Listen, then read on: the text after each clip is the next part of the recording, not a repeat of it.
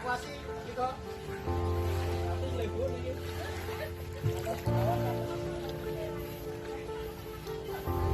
Mbak kapal ge. Hujan yang mengguyur selama berjam-jam membuat sejumlah perkampungan di kota Solo dikepung banjir, Jumat tanggal 21 Januari tahun 2022 malam. Wilayah paling banyak terendam banjir berada di Kecamatan Laweyan. Banjir juga disebabkan meluapnya aliran Sungai Jenes yang tak mampu menampung debit air. Salah satunya RT 01 dan 03 Kampung Jagalan, Kelurahan Bumi, Kecamatan Laweyan, Solo, terkena banjir hingga kedalaman 70 cm. Sedikitnya 50 kepala keluarga KK di dua wilayah itu terdampak.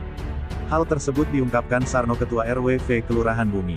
Dia memaparkan, air mulai naik sejak pukul 18 waktu Indonesia Barat. Sebelumnya hujan deras dulu mas, sejak pukul 1500.